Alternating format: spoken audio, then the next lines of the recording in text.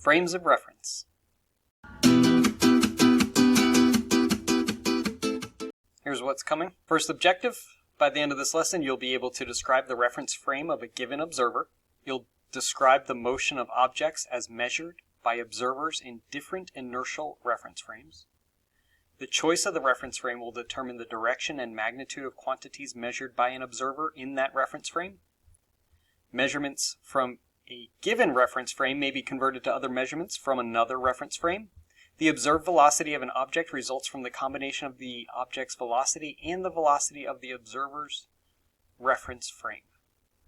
Combining the motion of an object and the motion of an observer in a given reference frame involves the addition or subtraction of vectors. Finally, the acceleration of any object is the same as measured from all inertial reference frames. Make sure you have that fundamental knowledge by the end of this video. On to vocabulary. A frame of reference is a set of coordinates used to describe the motion of objects. It defines the point from which measurements are made. Inertial means not moving. Vector addition is the combining of vector quantities using graphical or algebraic methods. Vector subtraction is the combining of vector quantities using graphical or algebraic methods with one vector pointed in the anti-parallel direction. Relative velocity is the observed velocity of an object resulting from the combination of the object's velocity and the velocity of the observer's reference frame. Anti-parallel means exactly opposite direction. Magnitude and direction. The choice of reference frame determines both the magnitude and direction of the quantities measured. The easiest way to go through this and understand it is by looking at it in action. So I've got the little cartoon here.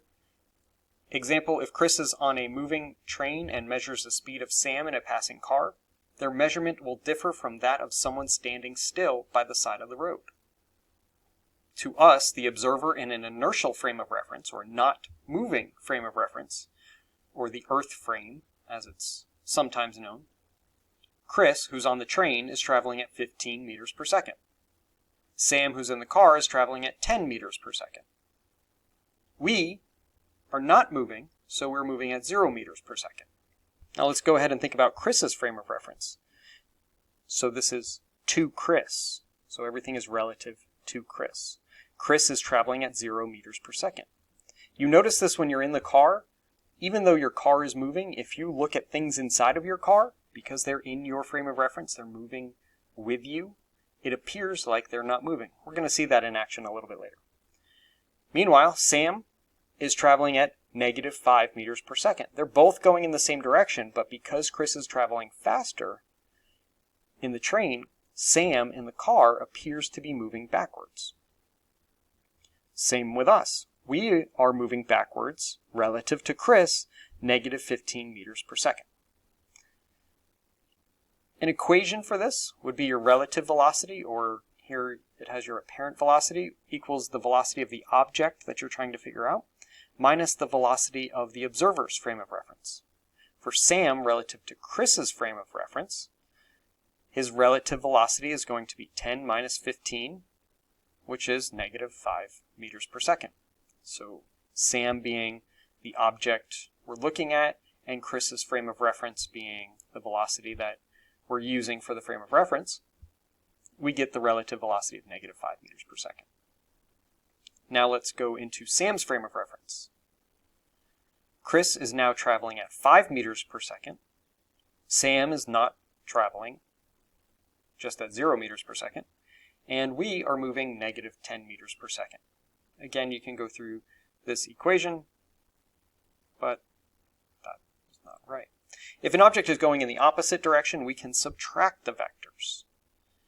Example, if you're on a boat, or a shell, as it's known, traveling at 15 meters per second eastward and see an oncoming black shell moving at 15 meters per second westward relative to the shore, what is the black shell's velocity relative to you in the white shell?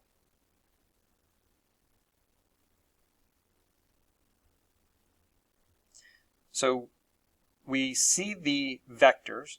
We have the gray vector representing the black boat and the white shell being represented by the white vector. We are subtracting these two because they're in the opposite directions. So whenever we subtract vectors, we're going to add the anti-parallel.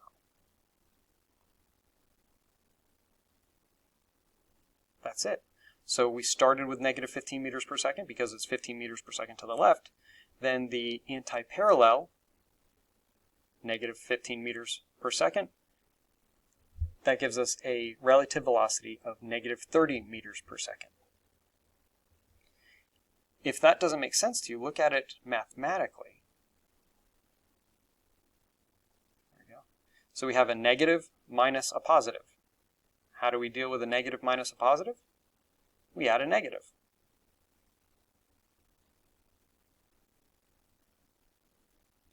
If an object is going in the same direction, we can add vectors.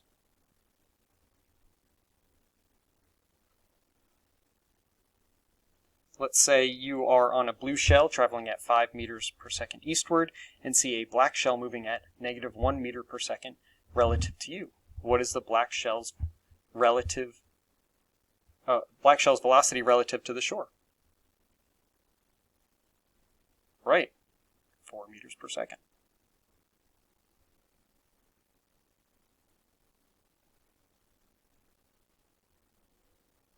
One thing about this video taken from the Bolles School crew, thank you to Eric Lansaw. In the top left corner, you see the camera fixed on the boat. It does not appear like that young man rowing is going anywhere. Meanwhile, there's the overhead view that shows clearly not only are they moving, but they're overtaking the black shell. If an object is moving at the same velocity relative to you, it's going to appear like it's not moving. Like here. So this, I know it is a loop, but you can get this idea. And this really is one of the cool experiences whenever you're walking at the same speed as somebody and looking at them. Everything else in the background is just blurring by. You two are seemingly moving at the same speed, and neither one of you look like you're moving to each other. This also happens in the car often. You might be in a parking lot and staring down at your phone, and a truck parked next to you starts backing up, and then all of a sudden you jump up because it feels like you're moving forward, because the car's moving backwards. And your brain already knows this physics, and it kind of does all of this for you, and it alerts you, hey, something weird's happening. All right, worked example. Imagine two cars, car A and car B, traveling on a highway. Car A is moving at a constant speed of 60 meters per second in the westward direction, and car B is moving at a constant speed of 80 meters per second in the westward direction. You want to calculate and compare car B's speed and car A's reference frame. So we're going to use that same equation, our relative velocity of B relative to A equals the velocity of B minus the velocity of A, which gives us the relative velocity of negative 20 meters per second. Relative velocity is the observed velocity of an object resulting from the combination of the object's velocity and the velocity of the observer's reference frame. For example, if you're on a train traveling at 10 meters per second eastward and throw a ball forward at 5 meters per second, the ball's velocity relative to someone on the ground is the vector sum of the train's velocity and the ball's velocity. Here we have the train's velocity of 10 meters per second to the right and the ball's velocity 5 meters per second to the right. We're just going to add up these two vectors. 10 plus 5 will give the apparent velocity, or the relative velocity, relative to the observer of 15 meters per second. This is called the tip-to-tail method of adding vectors. We can move the vector anywhere as long as we don't change the direction. So when I did this, notice how the vector does not change the angle that it's pointed at. That means the direction is not changing. Next steps, complete practice problems. There's your AI prompt. You can pause the video to copy it.